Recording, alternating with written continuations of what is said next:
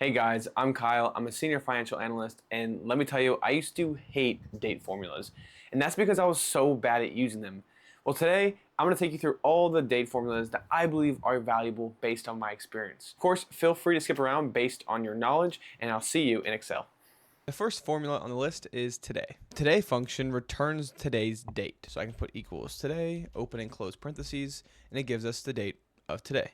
And this formula automatically updates every day. So if I come back tomorrow and open this workbook, it'll be 4/15/2025. To get today's date as a static value, you can always copy and paste this as values, but a cool trick is use control semicolon to do the same thing.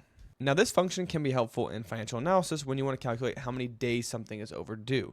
So in this example, when we have invoice data, we can do equals the due date minus today to see how many days outstanding or overdue the payment is. This is the wrong format, so I'll just change that with control 1, go up to general, and you can see it's 9 days overdue.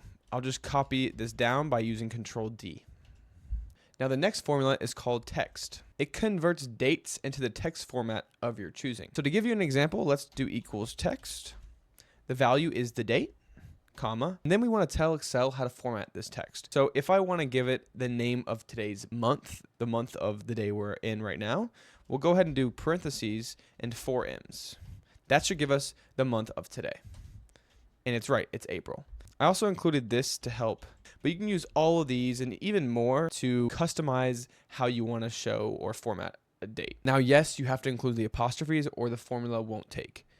And you can even pair this together with the today function. Let me show you. You can do text, the value being the today function, and then you can format it with whatever you want. I'll choose the full weekday name, and I'll do 4 Ds. It should give me Monday. Now the next function is DATEDIF. The DATEDIF function calculates the difference between two dates into the metric or the time metric of your choosing. An example of doing this would be to get someone's birthday. So we see these list of names here and we want to get their age in years, months, and days. We can use the DATEDIF function. Go ahead and type DATEDIF. Excel doesn't give you the breakdown of the formula. I included it right here. First you do the start date, so I'll do the start date, the end date here, and the code. And this code works just like the text function we just reviewed. It's a series of letters with apostrophes to give you a result. So I'll go with years, which is Y. Alex is 25 years old.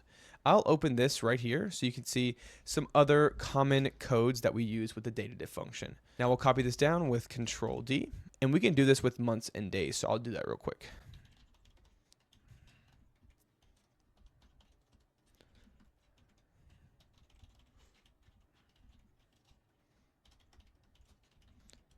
Alex is 9,161 days old. Next, we'll go to the date function. And the date function helps you build dates from scratch. And 3 formulas that help you use the date formula is day, month, and year. So let me show you how to use those. For the day, we can just use day, and it'll give us the day of the month. For month, we can use month, and it'll give us the month of the year. And then for year, it'll just give us the year. Now this is important because we can use these to create dates from the date function. So if you want to get this due date of this transaction payment and it has a 1-year deadline, we know that we should have a date 1 year in advance of this 3/15/2024. So in order to do that, we use the date function. We can do equals date. It's not going to automatically take off the year of this transaction date, right? So we can't just do this +1, the month, and then the month, and then the day. It's not going to understand that. So what we need to do is utilize the year, month, and day functions to be able to do this. We could utilize the work we've already done here, but I'll go ahead and give you a standalone formula. So we'll go ahead and use the year function, to take the year, close parentheses, and then we'll do a +1 since this is 1 year in advance. The month function, and then the day function. The due date 1 year in advance. Copy this down with control D. Now the next formulas are EDATE and EOMONTH. These are some of my favorite functions because they're so easy to use. So the EDATE and the EOMONTH functions help you move forward or move backward in months. So it's all about adding and subtracting months to a date. If we have this data here, We have a start date of 4/8, and the payment plan is 3 months, so we need to pay back 3 months from the 4/8 date. Let's add 3 months by using the EDATE function. EDATE's super simple. You have the start date as the date, and then months as this 3 here, and it gives us 3 months in advance. Now we can do the same thing with a negative number. If we wanted to go back in time, we could do -3, and it would give us 3 months prior. Now EDATE gives us the same day of the date that we're adding on, the 8th day of the month. But the EOMONTH function will do the same thing, but give us the very last day of that month. Take the 4/8, we'll take the 3 months, and it'll give us 7/35 as opposed to 7/8. So we'll go ahead and copy this down for Control D, and you can see everything pulls together nicely. Now the next one is a function called YEARFRAC.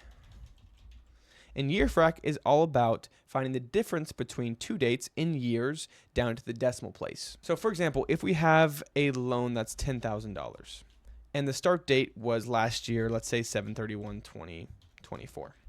The interest rate's 5%, so the annual total interest would be 5% times $10,500, and we want to find the time passed. Now, if we want to find the annual time passed in years, so what we can do is use YEARFRAC, start date, the end date's going to be today, and it'll give us the amount of time in years that has passed.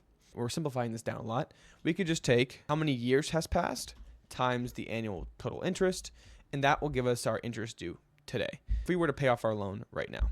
There is another case in which this YEARFRAC is used, and it's in a discounted cash flow model. So if you're familiar with the DCF, this is a valuable section for you. So let's say we have a WACC of 7%, which is our discount rate, and we have our inflows, outflows, and our cash flow throughout these dates. You notice that these dates aren't standardized. They're not by month or not by year. It's not as simple as taking that 7% annual WACC. So we're going to use YEARFRAC to help us discount these cash flows and get the net present value.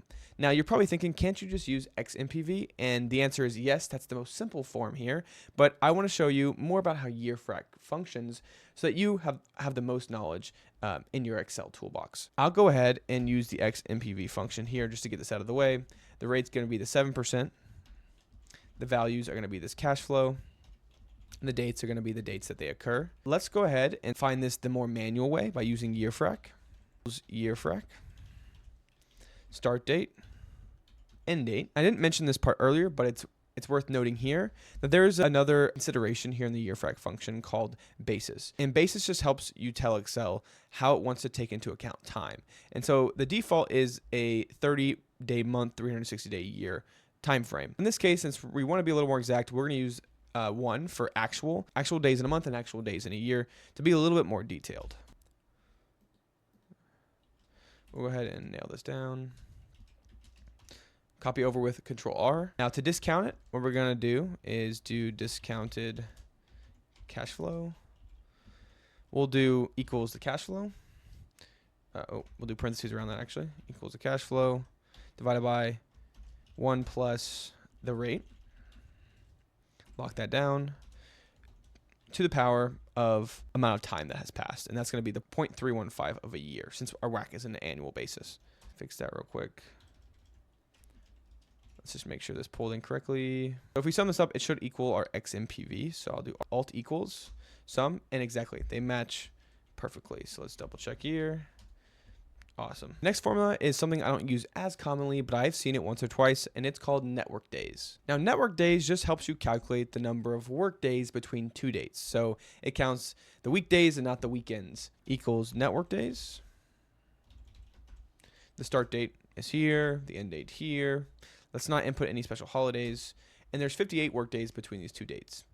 To compare it to the amount of days in between these two dates, we can just subtract these real quick to see. There's 79 days between these two dates, but 58 work days between them two. We'll copy these both down. These take out just the work days. Now the next function really is a couple, but I want to show you guys how to add and subtract days, years, and months. Since we add and subtract days, years, and months a lot in financial analysis, I thought this was a pretty important section to include. So for days, I'm sure you can already figure this out, but we can just use simple additions and put plus 2 days, and it'll give us 2 days in advance. So days are the most simplest version. Months we also covered, and you can probably guess it, is EDATE or EOMONTH. So we can use EDATE really quickly to add months here. So if we want to add 2 months, we can add 2 months. Adding years, we can use the date function, which we also covered. We can use date, year here, and we can add any number here. So we can just put 2 years, and then for month, we'll just finish this up with month, and then day, the same thing. And then that added 2 years to that date. Of course, there's multiple ways to do each of these, but these are the workflows that I usually use.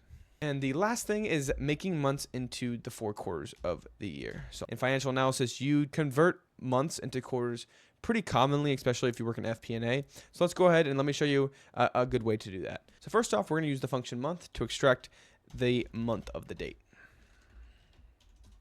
So here we have the month. Then we're going to divide this by 3. Since there's 3 months in each quarter, this will give us a good decimal to round up. Let me show you. So divide by 3, and this is in the right format.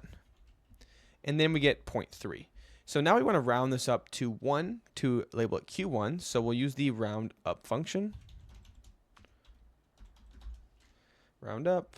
Number of digits is going to be 0 because we don't want any decimal places here. We just want the whole number. So we'll do 0. And then we get 1. And if we copy this down, you'll see that they all are assigned to the right quarter. So the last thing is to format it with the Q in front of it. And there's 2 ways to do this. We could concatenate a Q at the beginning. So we could do apostrophe Q, concatenate, enter, and there we go. And we can do that. Or we can just change the format using Control 1 and going to custom. Type in here, Q, number, enter, copy this down. And now we've assigned all of our months to the right quarters. Thanks so much for watching, guys. I'm learning just like you, so any feedback or suggestions on what you want to learn in Excel would be greatly appreciated, and I'll see you next time.